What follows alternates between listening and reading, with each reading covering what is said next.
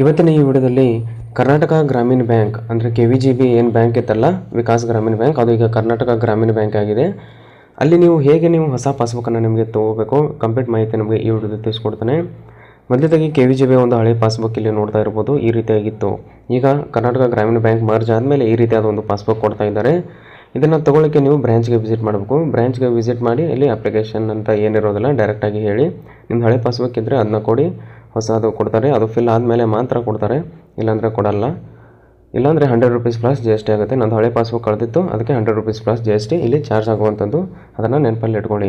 ಇಲ್ಲಿ ನೋಡ್ಬೋದು ಹಿಂದ್ಗಡೆ ಎಲ್ಲ ಡೀಟೇಲ್ಸ್ ಇರುತ್ತೆ. ಬ್ಯಾಂಕಿನ ಒಂದು toll free customer care number ಆಗಿರ್ಬೋದು, ಎಲ್ಲ ಮಾಹಿತಿ ಇರುತ್ತೆ. ಮತ್ತು ಕೆಲವೊಂದಿಷ್ಟು ಟರ್ಮ್ಸ್ ಆ್ಯಂಡ್ ಕಂಡೀಷನ್ಗಳು ಮತ್ತು ರೂಲ್ಸು ಎಲ್ಲವೂ ಇಲ್ಲಿ ನೋಡ್ತಾ ಇರ್ಬೋದು. ಮತ್ತು ಮುಂದೆ ನೋಡೋಕ್ಕೆ ಈ ರೀತಿಯಾದ ವೈಟ್ ಬ್ಲ್ಯಾಂಕ್ ಇದೆ, ಈ ರೀತಿ ನೋಡ್ಬೋದು. ಒಳಗಡೆ ನೋಡ್ಬೋದು ಇಲ್ಲಿ ನಿಮಗೆ ಒಂದು ಫೋಟೋವನ್ನು ಅಂಟಿಸಲಿಕ್ಕೆ ಹೇಳ್ತಾರೆ, ಅಂಟಿಸಿ ಒಂದು ಸ್ಟ್ಯಾಂಪನ್ನು ಹಾಕ್ತಾರೆ. ಇಲ್ಲಿ ಎಲ್ಲ ರೀತಿಯಾದ ಡೀಟೇಲ್ಸ್ ಇರುತ್ತೆ. ಮೊದಲು KVGB ನಾರ್ಮಲ್ ಇದ್ದಾಗ ಅಲ್ಲಿ ಯಾವುದೇ ರೀತಿಯಾದ ಇಷ್ಟೊಂದು ಡೀಟೇಲ್ಸ್ ಇರ್ತಿಲ್ಲಾಗಿತ್ತು, ಆದರೆ ಈಗ ತುಂಬಾ ಡೀಟೇಲ್ಸ್ ಇಲ್ಲಿ ಕೊಟ್ಟಿದ್ದಾರೆ ಅಂತಲೇ ಹೇಳ್ಬೋದು. ಇಲ್ಲಿ ನೋಡ್ತಾ ಇರ್ಬೋದು ಎಲ್ಲ ರೀತಿಯಾದ ಡೀಟೇಲ್ಸ್ ಇರುತ್ತೆ. ನೀವು ಇದನ್ನ KYC ಕಂಪ್ಲೀಟ್ ಮಾಡಿಕೊಂಡು ನೀವು ಏನಾದರೂ ಡೀಟೇಲ್ಸನ್ನು ಚೇಂಜ್ ಮಾಡೋದಿದ್ರು ಮಾಡೋದು ಕೂಡ ಮಾಡ್ಬೋದು. ಮೊದಲು KYC ID, PAN card number, mobile number ಏನೂ ಶೋ ಇರ್ತಿರಲಿಲ್ಲ ಪಾಸ್ಬುಕ್ಕಲ್ಲಿ. ಈಗ ಅದನ್ನು ಕಂಪ್ಲೀಟಾಗಿ ಅದನ್ನು ನಿಮಗೆ ತೋರಿಸಲಿಕ್ಕೆ ಈಗ ಒಂದು ಹೊಸ ಪಾಸ್ಬುಕ್ದು ಒಳ್ಳೆಯ ವಿಷಯ ಅಂತಲೇ ಹೇಳ್ಬೋದು.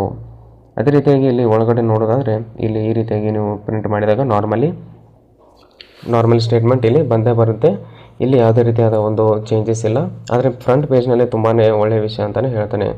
ಮಾರ್ಚ್ ಆದಮೇಲೆ ಅವರ ಒಂದು ಹೈ ಎಂಡ್ ಅಪ್ಲಿಕೇಶನ್ ಮತ್ತು ಹೈ ಎಂಡ್ ಈ ಥರ ಒಂದು ಪಾಸ್ಬುಕ್ಕು ಎಲ್ಲ ರೀತಿಯಾಗಿ ನಾವು ನೋಡ್ಬೋದು. ಹಾಯ್ ಅಂತ ಹೇಳೋಕ್ಕಾಗಲ್ಲ, ಆದರೆ ಒಂದು ಒಳ್ಳೆಯದು. ಚೇಂಜ್ ಆದ ನಂತರ ಇಲ್ಲಿ ಕೂಡ ನಿಮಗೆ ಸರ್ವಿಸ್ಗಳು ಕೂಡ ಚೇಂಜ್ ಆಗೋದೆ ಅಂತ ನಾನು ಹೇಳ್ತೇನೆ.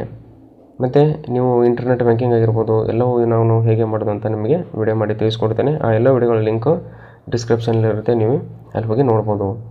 ಈ ಪಾಸ್ಬುಕ್ಕಾಗಿ ನೀವು ಬ್ರ್ಯಾಂಚ್ಗೆ ವಿಸಿಟ್ ಮಾಡಲೇಬೇಕು. ನಿಮಗೇನಾದರೂ ಕ್ವೆರೀಸ್ ಇದ್ದರೆ ಕಮೆಂಟ್ ಬಾಕ್ಸ್ನಲ್ಲಿ ತಿಳಿಸಿ. ಇದೇ ರೀತಿಯಾದ ಬ್ಯಾಂಕಿಂಗ್ ಮತ್ತು ಫೈನಾನ್ಷಿಯಲ್ ರಿಲೇಟೆಡ್ ವಿಡಿಯೋಸ್ಗಳಿಗಾಗಿ ನೀವಿನ್ನೂ ನಮ್ಮ ಚಾನಲ್ನ ಸಬ್ಸ್ಕ್ರೈಬ್ ಮಾಡ್ಕೊಂಡಿಲ್ಲ ಅಂದರೆ ಸಬ್ಸ್ಕ್ರೈಬ್ ಕೂಡ ಮಾಡ್ಕೋಬಹುದು. ಮತ್ತೆ ಮುಂದಿನ ವಿಡಿಯೋದಲ್ಲಿ ಸಿಗೋಣ.